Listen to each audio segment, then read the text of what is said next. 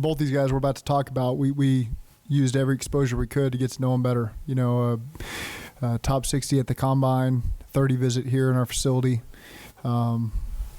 Wanted to get a chance to talk to them face to face, learn more about them, and felt really, really comfortable with these guys, and specifically about Jermaine. The tape jumps out at you. We love the tape. We got to know the person, and we feel really good about the pick.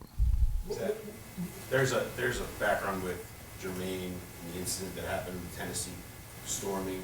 What was the discussion like on that? Yeah. And how did that get talked out in the room? Yeah, it was straight. I mean, it was something that we talked about with him, just to hear what he had to say about it. And again, we did our research on all these guys that we've talked to and made sure we're aware of every incident that they've been a part of. And there's certainly maturity things that come with some of these guys coming out of these colleges, and that's one of the things he'll continue to grow with.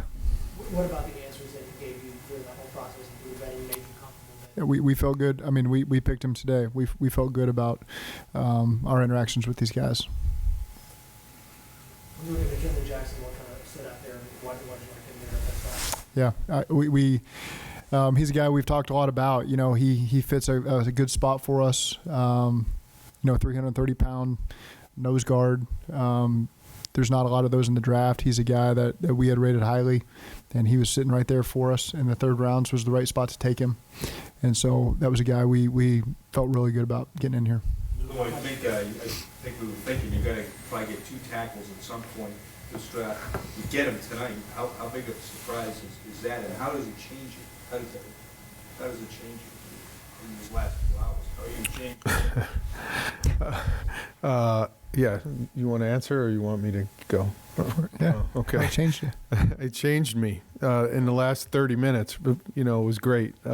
No, seriously, you add a big nose that we needed. You added the athletic guy in Jenkins earlier, so we just really added some depth to that room, which we needed. And feel good about both players. They both have different skill sets, but they fit us very well. Is he a pure nose Jackson, or is he a guy that can move around? He's played a little bit of everything, but he is really a 2-down nose is kind of what he is. But he has played across the board, but his home is closer to the ball. Shade, nose, zero nose, those type things. Dan, how does Burton fit alongside Jamar T? He'll fit great. I mean, he's explosive. And so that's really our job now is to how do we mix and match those skill sets.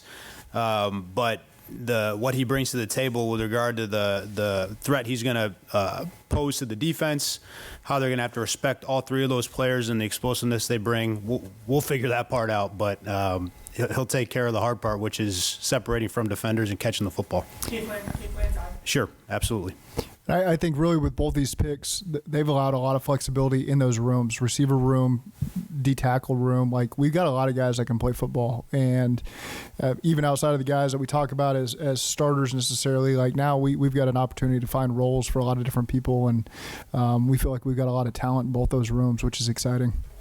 With the explosion of Burton, was it a lot of over-the-top stuff, or is he kind of a catch, break a tackle, and go, yak guy? Both, all the above. It's well-rounded tape, super competitive, plays with a lot of energy. I didn't have any drops on his tape this year. Goes and fights for the ball, shows a lot of different things that he can do outside and inside, finishes plays in the end zone. Really like his competitiveness, his energy, and excited to get him in that receiver room with us. This is considered a pretty deep receiver class. How many receivers put out the film that he did if you were evaluating whether or not? Put out the tape he did? Like the same level of tape. Yeah, I mean, we've had a high level of for him since the start of this process. We go through a process, especially with these receivers, where we've got a lot of former quarterbacks and receiver guys that. So there's as many opinions on these guys as possible. I think as any position we've got, and so we extensively watched these guys many times, and came away with a lot of I shouldn't say a lot of love for his game. Pitcher got a guy that averaged 18 yards a catch, I think, in 4 years in the SEC. How rare is that to find a guy that can do that year after year in that league? Yeah, I mean he's a legitimate take the top off deep threat, but that to Zach's point, that's not all he does. I mean, he's a threat over the middle of the field. He separates on abrupt breaking routes. He finishes on the football in difficult situations. He's a complete player, and he's played in the slot. He'll have an opportunity to do that for us here, and as I mentioned before, we'll mix and match those guys, and that's the fun part. We'll create mismatches, and he'll be a good player for us. How much of your comfort in bringing in a guy with Jermaine that has some off-the-field questions is that with you have T. Higgins and Jamar and their professionalism, you know that, regardless of what happened, he's going to have two players that are going to show him how to be a pro. Yeah, I think we've got a really good setup for any of these guys coming from college that need a chance to see how a pro handles himself and what they do, and that's why we built it the way we can. Again, I have high expectations for these guys we just drafted to come in and be a pro immediately, but I've also got so much respect for Troy Walters, and like you mentioned, I mean, I could go through, as I think in my head, every receiver in that room is going to impact guys the right way and affect them in a very positive way. I think that's pretty rare to be able to say that, but I can go from top to bottom. It's turned into one of the deepest receiver rooms in the league, with talent and with character, and so I'm excited about that group. So I'm sure where Jackson was on your board probably was a big part of picking him, but when you look at just positions of need, why was another nose tackle, really a true nose tackle option, such an important spot, corner, defensive end, et cetera? Yeah, I'll start with that. I don't think you ever go wrong adding to your defensive line. As a head coach, as an offensive play caller that faces these guys every week, and you have to prepare for them. Depth at defensive tackle, defensive end is critical. And if you don't have it, if all of a sudden you come up short, it doesn't matter what's going on behind it, So I think that's the number one thing to take the pressure off the back seven is to continue to add to your defensive line. And we had the opportunity to do that today, and makes me sleep a lot better at night. Some years, obviously, you have more developmental players that you draft, that you bring in. First two rounds, these four players, how do you assess their potential for coming in and contributing right away? Yeah, they all have the potential to do that. They all have to compete. They're not leapfrogging anybody.